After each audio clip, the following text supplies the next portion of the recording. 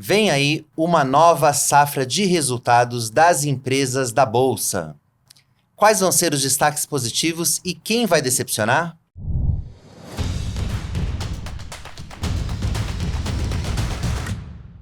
Salve, salve! Começando mais uma edição do podcast Touros e Ursos. Eu sou o Vinícius Pinheiro e aqui do meu lado, na auditoria desse programa, está a Júlia Vilchen, repórter do Seu Dinheiro. Como é que tá, Júlia? Tudo bem? Tudo bom, Vini? Olá a todos os que estão nos ouvindo, nos assistindo. Vamos falar aí da nova safra de balanços que estão para chegar. É isso mesmo. Bom, e a nossa convidada dessa edição é praticamente uma sócia aqui do podcast. É a Larissa Quaresma, analista de ações da Empíricos Research. Como é que tá, Larissa? Seja muito bem-vinda. Obrigada, eu tô bem, e vocês? Estou animada para esse papo aí. Coisa importante, né? A gente falar do que está acontecendo na economia real quando o macro tá deixando o mercado maluquinho, né? Vamos voltar ao que importa. É isso mesmo. Bom, vou aqui apelar um pouquinho para sua bola de cristal aqui para a gente falar dos resultados. A Lara é uma presença requisitada aqui no podcast. Estava comentando com ela fora do ar aqui, que o pessoal sempre deixa comentário, pedindo para ela voltar. Quem sou eu? Não, isso é, com certeza. Bom, e olha, as pessoas comentam aqui, já peço para você que está acompanhando a gente, para deixar aqui o seu comentário, se você estiver acompanhando a gente pelo YouTube, aproveita para curtir esse episódio, assim a nossa cotação perante o YouTube aumenta. E lembrando que o podcast Touros e Ursos também está disponível nas principais plataformas de áudio, incluindo o Spotify e o Apple Podcasts. Bom, vamos aí ao tema do programa, porque cada trimestre as empresas com ações na Bolsa, elas têm que prestar contas aos investidores. E além dos resultados, esse é o momento em que a direção das companhias também dá ali uma sinalização sobre como é que estão os negócios das companhias, como é que está o setor, e aí a gente já está praticamente falando aí do que vai acontecer também em 2025. Então esses balanços do terceiro trimestre, eles são bastante estratégicos, e a gente vai ter essa divulgação num período também um tanto complicado para a Bolsa. Está sofrendo aí com esse período também que coincide aí com um novo ciclo de alta da taxa básica de juros, a Selic. E Lari, já queria começar então, minha primeira pergunta é saber, assim, de modo geral, aí, qual que é a expectativa para esses resultados e se a gente pode ver aí os números injetando algum ânimo no mercado de ações, na sua visão. Bom, eu acho que vão ser bons os números, apesar do pessimismo do mercado. Essa temporada de resultados do terceiro TRI, ela me lembra muito o terceiro TRI de 2021. Por quê? Porque foi quando a gente teve aquela virada de chave que o Banco Central deixou de falar que ia levar o juro para o neutro e passou a falar que precisaria levar além do neutro. Só que as empresas estavam bombando, elas estavam indo super bem e o terceiro TRI de 21 foi uma excelente temporada de resultados, né? E naquele caso, que o juro em 2 anos saiu de 2% para quase 14%, isso realmente fez muita diferença no resultado das empresas, né? Desta vez é diferente. É perigoso falar isso, né? Eu sei. Mas, assim, no pior dos cenários, a gente está falando de 3 pontos a mais na Selic. Assim, talvez o economista mais pessimista do Focus esteja com 13,5% no final desse ciclo. Então, eu espero que, não só nesse terceiro TRI, mas nos subsequentes, as empresas continuem indo bem. Agora, progressivamente, a base de comparação ela começa a ficar um pouco mais difícil, porque no meio do ano passado foi quando começaram os cortes de Selic.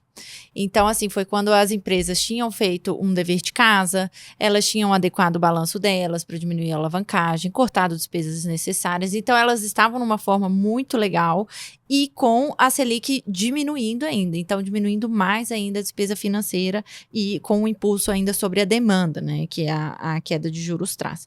Então, assim, dito isso, né, a gente pode ver até taxas de crescimento nos lucros, talvez decrescentes, mas ainda bem positivas. Então, assim, se a gente pegar principalmente o small, né, que a gente olha mais para as empresas do ambiente doméstico, o que o consenso Bloomberg, tem projetado aqui, é uma alta de 28% no lucro na visão anual no terceiro TRI. Isso sendo que no segundo TRI foi uma alta superior a 100%.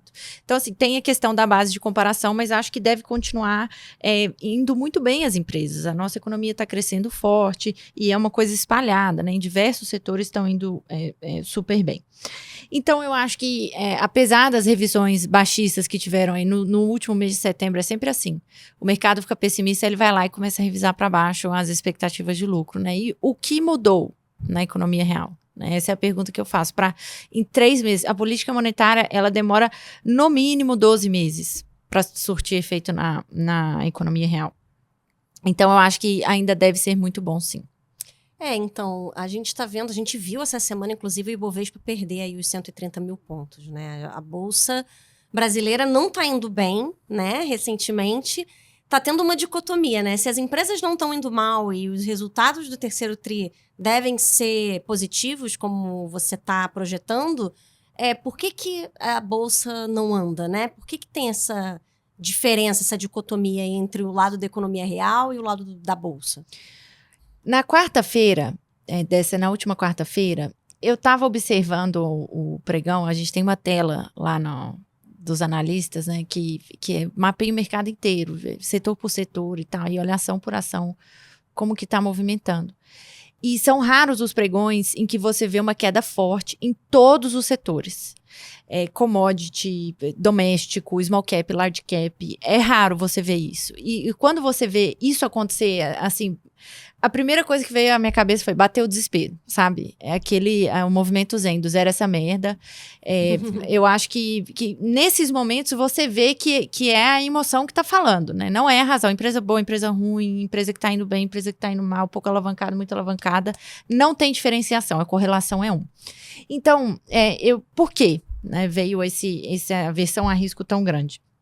Eu acho que teve um rompimento do laço de confiança entre mercado e governo. Porque, assim, o governo, ele não fez o corte de gastos que foi prometido, falou que ia fazer pente fino, que isso ia resolver o desvio da meta fiscal do ano, mas não resolveu. A meta fiscal, aliás, virou um fim em si mesma, né? Não um meio para controlar a trajetória da dívida pública, aquela coisa, né? O importante no jogo é fazer o gol, aí pega e muda o gol de lugar, sabe? Então, assim, eu acho que se rompeu o laço de confiança e com isso o mercado passou a imaginar um espectro muito grande de possibilidades. Assim, a gente está falando de forma plausível de uma dilmização ou de um ajuste ali nos 45 do segundo tempo, não deixar a coisa estourar. Ambos os cenários estão plausíveis. Né? Eu vejo gente muito inteligente, muito respeitada, falando das duas possibilidades reais. Né? Então, quando você tem uma dispersão tão grande de outcomes possíveis, aí é que a visibilidade fica baixa, a incerteza fica alta e os preços ficam muito deprimidos. Né? Eu acho, Larissa, que tem um exagero. Não acho que a coisa está tão ruim assim. Não acredito em dilmização neste governo, neste mandato, não acredito. Claro que posso estar errada, né? A gente reavalia aqui diariamente o cenário. Nosso trabalho, né? Mudar de opinião, inclusive. Mas não acredito hoje. E eu acho que esses momentos, eles representam uma oportunidade de compra muito grande. O que não pode é ficar esse laço rompido por muito tempo. Porque uma hora, o mau humor dos mercados, se ele continuar assim por muito tempo, ele se torna um mau humor na economia real. O banco está lá emitindo um título de dívida, o governo está emitindo um título de dívida de longo prazo com IPCA mais 6,5% para emprestar para qualquer outra empresa, pode ser a melhor empresa do Brasil, ela provavelmente vai pagar um pouquinho a mais do que isso. Né? Então, assim, que negócio se sustenta com um juro vai pegar um nominal aqui, 12,5% ao ano, de longo prazo, mais um prêmio ali por risco de crédito. E aí, são poucos, né? Poucos negócios sobrevivem nesse ambiente, poucos empregos, né? Também sobrevivem. Então, assim, alguma coisa precisa ser feita. Nem acho que precisa ser grande coisa, tá? Eu acho assim, vem lá em novembro um relatório bimestral de receitas e despesas melhor, né? Seria o 5º bimestre. acho que já ajuda, né, a tirar um pouco desse exagero. Então, eu acho assim, eu tenho um pouco de afogar no copo d'água também, sabe? E às vezes é um gatilho, assim, que faz todo mundo, ai meu Deus, agora vai acabar o mundo, né? E depois, nossa, agora, ai meu Deus, agora é raliseira. É muito temático e eu acho que tem muita emoção aí no movimento também. O mercado tem essa característica um pouco bipolar, então quando as coisas dão certo, parece que nada mais vai dar errado. E destrava um rally, realmente, né? Totalmente. E é um gatilho, assim, às vezes bobo. Até, não sei se vocês lembram, no ano passado, foi um ano que a gente estava com um cenário local difícil e um internacional muito mais difícil do que a gente está tendo esse ano. Que a gente viu a taxa da Treasury, do soberano americano, chegar chegou quase 6%, chegou em 5,5% ao ano. Isso é juro demais, né? Pra vocês terem noção, agora está em 4%. E ficou abaixo de 4 durante boa parte desse ano. Mas o que foi um gatilho, assim, para mudar essa questão, foi um tweet do Bill Ackman. Ele só tweetou assim, estou comprando o Tesouro Americano, as taxas estão altas demais. E daí, sabe, o negócio deslanchou. Então, assim, são coisas bobas, não dá para prever, e o negócio é comprar barato, né? Eu acho que isso que garante aí boa parte do retorno do investidor. Bacana. Vou voltar um pouquinho para o micro, para a gente falar um pouquinho de novo da temporada de resultados das empresas, né, do universo de empresas que você acompanha, que a Empíricos acompanha. Quais são aí os balanços que você está aguardando assim, com mais ansiedade e quais que estão assim, com mais preocupação na tua visão? Eu tenho mais preocupação pelas empresas que estão mais alavancadas. Por mais que a janela de crédito esteja muito aberta no Brasil e os spreads sobre a taxa soberana estejam muito baixos, historicamente baixos, teve caso até de título de dívida sair com spread negativo, né? Ou seja, a empresa estava emitindo mais barato do que o próprio governo. Apesar disso, a taxa da qual você parte, ela é muito alta, né? Esse 12% de longo prazo.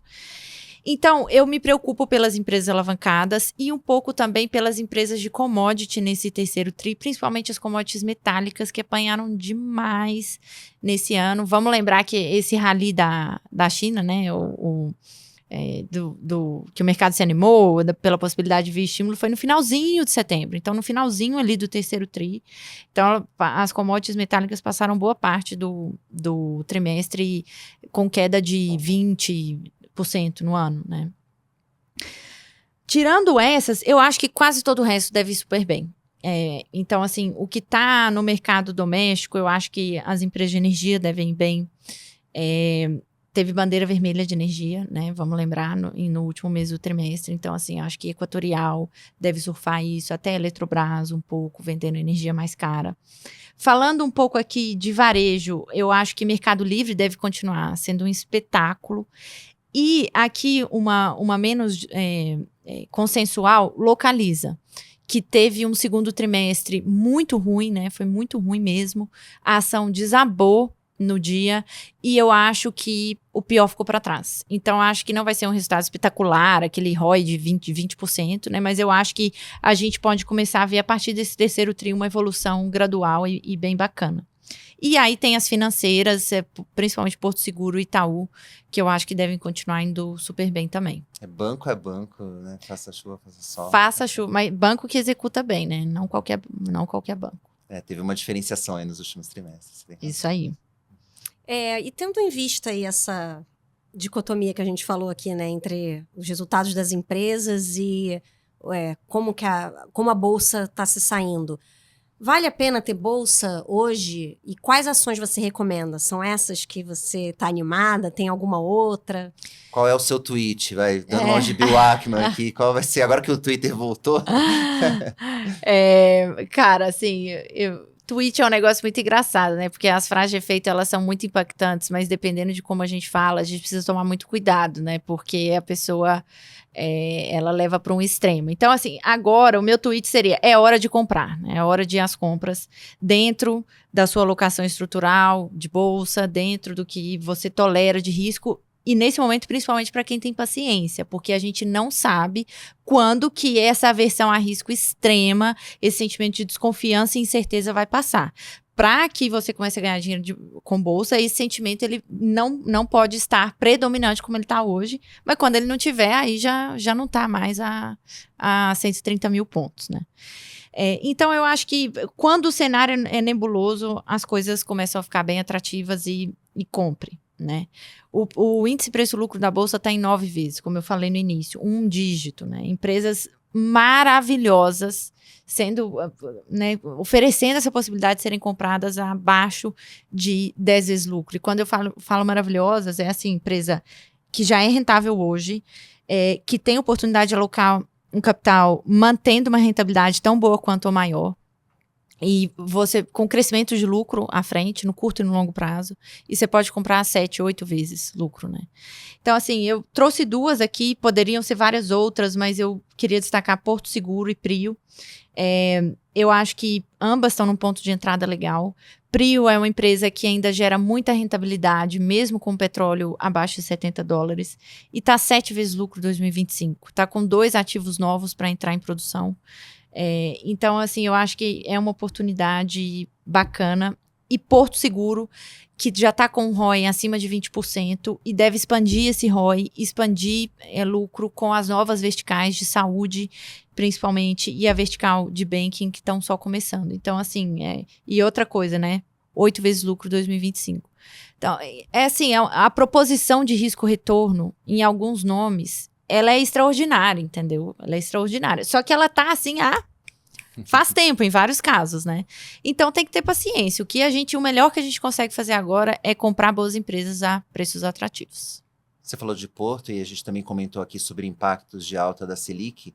Esse segurador é um dos poucos negócios que se dão bem com a alta dos juros. Então ainda tem esse fator, esse vento a favor para Porto, né? Com certeza, com certeza. Até elas podem se beneficiar desse tema, né? Porque o mercado tem os temas, né? Agora é a hora de comprar fintech, não adquirente. Agora é a hora de comprar banco e vender varejo. Tem sempre isso, né? E o momento de alta de Selic, tradicionalmente, né? O mercado vai migrando para quem se beneficia de juros mais altos e se livrando de quem se prejudica. Então, concordo com você. Legal. Bom, antes de passar para o bloco dos touros e ursos aqui, eu vou fazer, né? Então, em época de eleição, vou fazer aqui a minha boca de urna. Afinal de contas, o podcast Touros e Ursos e o canal do Seu Dinheiro no YouTube estão entre os finalistas do prêmio Mais Admirados da Imprensa de Economia. E a Júlia Vilchen, aqui do meu lado, é uma das indicadas nos jornalistas mais admirados. Essa votação é aberta ao público, então você que está acompanhando a gente, né, pode votar tanto no Touros e Ursos como na Júlia. A gente vai deixar o link na descrição aqui do YouTube e também no Spotify. Bom, acho que agora vamos falar dos touros e ursos. Os touros, né, são aqueles que estão no momento de alta do mercado. E os ursos é quem apareceu também no noticiário, mas pelos motivos errados, digamos assim. A gente começa sempre aqui passando a bola para a convidada. E, Lari, e pelos ursos, né? Sempre lembrando que a gente começa aqui pelo lado ruim da força. E queria saber para quem você vai dar o seu urso dessa edição. Meu urso vai para a China, porque, aliás, meu urso vai para quem apostou na China, porque essa semana terminou aquele feriado nacional deles, Golden Week, que deixou os mercados fechados por vários dias e como é um feriado nacional, né, muita gente sem trabalhar e tal. Então, tinha uma grande expectativa de que na volta desse feriado, o Partido Comunista fosse divulgar assim, um grande pacote fiscal, que era o que estava faltando, na opinião de vários economistas, especialistas em China e tudo mais, para reverter um pouco essa tendência de desaceleração da China, porque o monetário já tinha sido anunciado. E veio um pacote fiscal, só que veio assim... Sabe, eu tô procurando uma metáfora de... É o contrário de matar formiga com canhão. Qual que é o contrário disso? Secar a tinta... Como é que é o da tinta? Eu tô meio devagar com os ditados aqui nos últimos tempos. Da enchente, tirar a enchente com copo. Sim. Como é que é? Lari, tô meio devagar aqui, então, viu? Peraí. Perguntar pro ChatGPT aqui, a próxima vez a gente vai trazer pra gente. Sem internet pra buscar. Não, foi semelhante assim, tentar evitar uma enchente com um copinho d'água, sabe? Foi um pacote de 200 bilhões de yuans, parece muito, mas na verdade são cerca de 30 bilhões de dólares. O que esses economistas, até inclusive economistas chineses, falavam que seria necessário é algo na ordem de trilhões de yuans, né? Pelo menos 140 bilhões de dólares. Então, ficou muito aquém do esperado. Então, as commodities, essas metálicas, né, que eu comentei que se animaram aí no final de setembro, início de outubro, foi, na verdade, um voo de galinha, né? Precisa de mais. Tem gente que está falando que o governo chinês está esperando o resultado da eleição americana para ver como ele vai agir. Se vai tarifar, se não vai, bem chinês, vai tarifar mais, menos e tal. Pode ser, né? Mas assim, eu acho que até alguma coisa ser anunciada de fato, fica muito especulativo, né? Fica muito especulativo.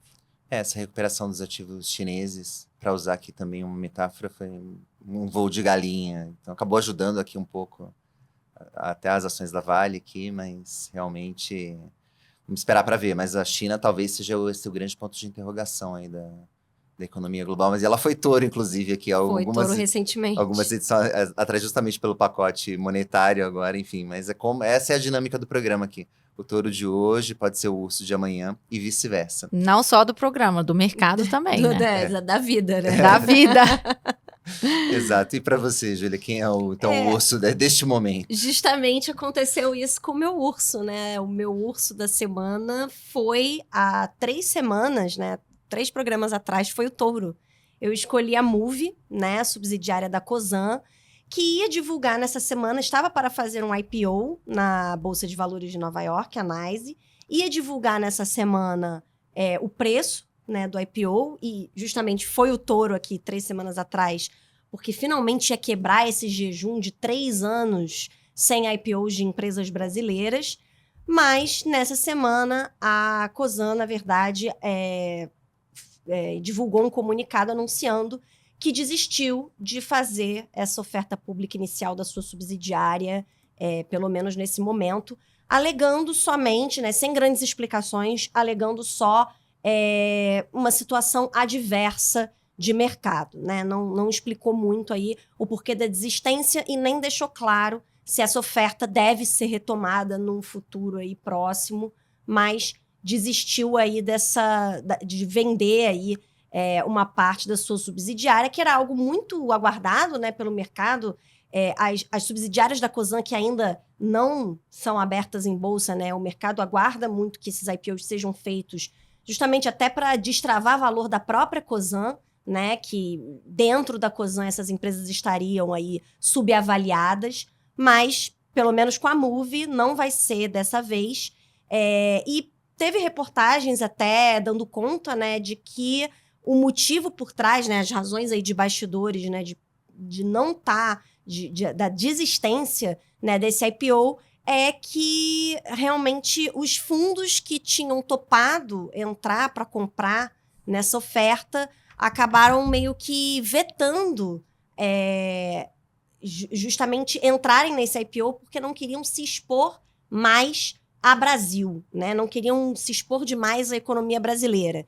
Então, na verdade, foi uma demanda, no fim das contas, foi uma demanda menor do que a esperada, justamente por esse ambiente aí macroeconômico adverso que a gente está vivendo. Eles alegaram, inclusive, durante o roadshow, que o câmbio, né, o nosso câmbio estaria muito volátil e que isso poderia impactar negativamente os resultados da Moove. Então, por causa disso, preferiram não se expor tanto, o que acabou levando até a desistência desse IPO. Lembrando que a Moove, a oferta primária, né, que entraria no caixa da companhia, ela era menor, na verdade, do que a oferta secundária, né? Eram 100 milhões de dólares que estavam sendo pleiteados na oferta primária. A empresa não tem tanta necessidade de caixa assim. Tinha, na verdade, outros 300 milhões de dólares de oferta secundária para dar saída a um dos investidores e também uma parte da própria Cosan. Então, nesse momento, assim, como não tinha tanto essa necessidade de capital, a Cosan acabou optando por segurar e esperar um pouco mais. Então, 3 semanas atrás, era o touro aqui, o mercado ficou bastante animado aí com esse anúncio. Agora a Moove é o meu urso, Vini. Fica um ursinho também para a Cosan, que, poxa, devia estar contando com esse dinheiro da venda de parte das ações entrando no caixa. Por mais, enfim, sempre faz falta. Então, enfim, a gente calculou ali mais ou menos 800 milhões, pelo menos 800 milhões se saísse se saísse no topo e fosse vendido todos os lotes, a Cosan poderia embolsar ou colocar no caixa aí mais de 800 milhões de reais, que, pô, é dinheiro, É um dinheiro. em qualquer lugar. E era um gatilho importante, não só pelo dinheiro que ajudaria a Cosan a desalavancar, mas para fechar um pouco esse desconto de holding que está muito grande, né? Então, acho que foi até uma frustração, inclusive, para nós, né? Que temos recomendação de compra para a Cosan. Bom, mas é um momento para o Brasil que a gente até já discutiu nesse programa também. Eu acredito que tenha influenciado o IPO. Acho que os bancos não levariam essa oferta adiante se não tivessem ali uma segurança de que É isso. a empresa era boa, tinha potencial. Então, realmente o ruído nessa semana foi muito pesado aí contra o Brasil enfim, e acontece, né? Essa coisa de IPO realmente poderia ter acontecido o contrário também. Ter ido até melhor do que o esperado, porque o momento era favorável. Enfim, é um tipo de cobertura que eu gosto bastante de acompanhar, os IPOs, assim. Então, já estamos há 3 anos sem, então há 3 anos na seca. Então, fico até meio deprê, assim, que eu acho muito legal ver empresas novas na Bolsa. É legal mesmo. Principalmente quando é aqui na B3, né? Mas, enfim, já fica um prêmio de consolação indo lá para Nova York. Mas o fato de não ter nenhuma empresa brasileira abrindo capital, acho que isso também é um urso, né? Que a gente está aqui Com certeza. para o nosso mercado de capitais. Bom, a gente espera reverter esse quadro em algum momento. Bom, mas isso. vou falar do meu urso aqui, que vou sair um pouquinho do tema de mercados, mas não deixa de ser um tema econômico também. Meu urso vai para um filme. Vai para o filme Coringa, Delírio A2, que é a continuação, a sequência do blockbuster lá de 2019, do Coringa. Ele deve se tornar uma das maiores decepções, se não a maior decepção das bilheterias nesse ano. Só lembrando, né, o filme de 2019 era um filme no qual ninguém apostava muita coisa. A Warner investiu 50 milhões de dólares, que é um orçamento pequeno para um filme baseado numa história em quadrinhos. Os orçamentos desses filmes costumam ser na casa de centenas de milhões de dólares. E esse filme rendeu mais de $1 bilhão. Foi assim, totalmente fora da curva. O primeiro recebeu 11 indicações ao Oscar e deu o Oscar de melhor ator para o Joaquin Phoenix. E ainda recebeu o Oscar de trilha sonora, né? Recebeu 2 Oscars, foi indicado a 11. Algo assim muito fora da curva para um filme baseado num personagem de quadrinhos. Então havia muita expectativa para esse segundo filme. O diretor Todd Phillips passou a ser super respeitado. Ele já vinha de uma filmografia interessante, e com esse filme ele acabou também ganhando muita popularidade. Só que eu acho que virou aquela síndrome, né? O cara ficou confiante demais, talvez, e apostou. Enfim, recebeu um orçamento praticamente ilimitado. Esse filme custou $200 milhões. Ele faturou na primeira semana globalmente, pouco mais de $120 milhões. Parece muito, mas para um filme ter lucro, você precisa ter no mínimo o dobro do custo de produção. Porque a maior parte da receita você tem que dividir com os donos dos cinemas que exibem o filme, e também tem todo o custo de marketing ali também envolvido. Então, dificilmente, né, nenhum analista projeta que esse filme vai chegar lá, porque ele tem sido massacrado tanto por crítica como por público. O melhor adjetivo que eu ouvi sobre o filme é desnecessário, então é daí para baixo. Mas assim, olha, eu assisti o filme, eu fui na estreia, e eu sou uma das 3 pessoas que acabou gostando do filme. Eu acho que tem qualidades, mas realmente é um filme que ele tentou fazer uma coisa diferente ali, que é inserir elementos de musical. Só que eu entendo que é um filme que não vai agradar nem quem gosta de musical, que é um tipo de público, e nem quem gosta de filmes de quadrinhos, que é um tipo de público completamente diferente. Então, acho que ele realmente está caminhando para desagradar todo mundo. Então, dificilmente ele vai alcançar a bilheteria e o faturamento desejado. Talvez, quem sabe, um dia se torne um filme cult. Mas, por enquanto, fica aqui o meu prêmio de urso dessa semana pro Coringa e, enfim, para a Warner também, que vai amargar um prejuízo, vai acabar devolvendo, né, boa parte do lucro que teve com o primeiro. É um pouco também essa coisa da ganância e exagero, né? Que quis forçar, talvez, uma continuação. Bom, mas vamos falar dos touros agora, vamos falar dos destaques positivos dessa edição, e também vou passar agora aqui a palavra para a Larissa falar quem é o seu destaque, quem é o seu touro. Para mim foi o petróleo, que segurou muito bem, subiu cerca de 2% essa semana, mesmo com a decepção do pacote fiscal da China. Ao contrário das outras commodities que apanharam bastante, o petróleo ele tem uma dinâmica muito própria pela questão da oferta ali ser muito concentrada no Oriente Médio, ter a OPEP, que é um cartel, né, que define onde vai, assim, a esmagadora maioria da produção mundial, é a OPEP que define. E tem também o fato do conflito lá em Israel, junto com o Irã, Hamas e tal, está ameaçando, de fato, comprometer algumas estruturas produtivas e de escoamento do petróleo no Irã, ou que o Irã controla. Então, essa dinâmica de todo o tempo, uma ameaça ali de disrupção de oferta, sustenta a commodity. Então, eu acho que foi o touro dessa semana, porque você vê que tem uma tese mais independente da questão de China, né? Eu acho que tem até um quê de proteção geopolítica de ter petróleo no portfólio. Você falou de Prio como um dos seus destaques, então também fica por tabela uma notícia positiva aí para... Exatamente. Que andou bem essa semana, Prio, também. Acho que, enfim, a gente pode fazer um outro podcast para a gente falar da tese, mas se beneficia do petróleo andando, se torna mais rentável, né? Mas não precisa de um petróleo super valorizado para gerar muito caixa, né? Legal. Você, Júlia, para quem vai o seu touro? Eu escolhi, para ficar na temática do programa aqui dos balanços do terceiro trimestre, eu escolhi as incorporadoras que divulgaram as prévias operacionais até agora, né? As incorporadoras tipicamente divulgam prévias antes da divulgação do balanço mesmo do trimestre. E as que divulgaram até esse momento que a gente está gravando esse programa, elas tiveram resultados muito bons, né? De vendas e de lançamentos no terceiro trimestre. Então, eu queria dar destaque para 3 aqui. Um foi a Moura do B, né, que é baseada no Nordeste. O mercado dessa incorporadora é o mercado do Nordeste, que pela primeira vez teve vendas líquidas aí de R$1 bilhão num trimestre. E também os lançamentos totalizaram mais de R$1 bilhão, né, em valor geral de vendas líquido.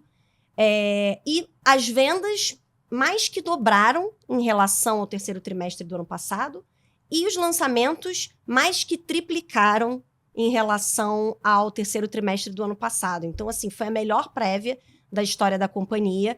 E também o CEO da Moura do B, né, até conversou com a Larissa Vitória, que é nossa repórter que cobre esse setor de imobiliário. Um sinal de que o resultado ia ser bom é porque quando o pessoal da Moura do B já falou, pô, vocês querem falar com o CEO sobre a prévia? Quando já oferece, assim, é porque já foi bem, né? E aí a Lari conversou, né, com ele e ele disse que a companhia deve começar a pagar dividendos agora em novembro, né? Então, também aí uma boa notícia para os acionistas da Moura do B. Outro destaque foi a Cyrela, né, que teve lançamentos de 3,13 bilhões, uma alta de 44% na base anual, e vendas de 3,2 bilhões de reais, uma alta de 41% na base anual. Maior parte desse resultado ligado aí ao segmento de alto padrão, que foi um resultado muito bem recebido pelos analistas que cobrem esse setor, e até o Itaú BBA classificou, né, os resultados como impressionantes, né? Enfim, execução da empresa aí muito elogiada. E o terceiro destaque aqui eu acho que é a Tenda, que teve aí R$1,5 bilhão em vendas líquidas, uma alta aí de 68% na base anual, e um VGV líquido de lançamentos de 2 bilhões, mais de 2 bilhões de reais, uma alta aí de 72% na base anual, também resultados recordes para a companhia, e aí cerca de 1/3 dos lançamentos foram aí do programa habitacional Pode Entrar, da Prefeitura de São Paulo, é uma incorporadora aí voltada para o segmento mais de baixa renda, e esse programa habitacional aí já perfaz aí uma parte significativa dos lançamentos da companhia. Então, acho que para esse setor, mesmo com juros altos, né, a gente pode esperar aí bons resultados para o terceiro trimestre. Por causa disso, escolhi aí como meu touro da semana, Vini. O programa Pode Entrar, que é uma das bandeiras eleitorais do atual prefeito Ricardo Nunes em São Paulo, buscando a reeleição em segundo turno contra o candidato Guilherme Boulos, do PSOL. E eu tô falando isso porque o meu touro vem da política. A gente fez na semana passada um Touros e Ursos especial sobre eleições.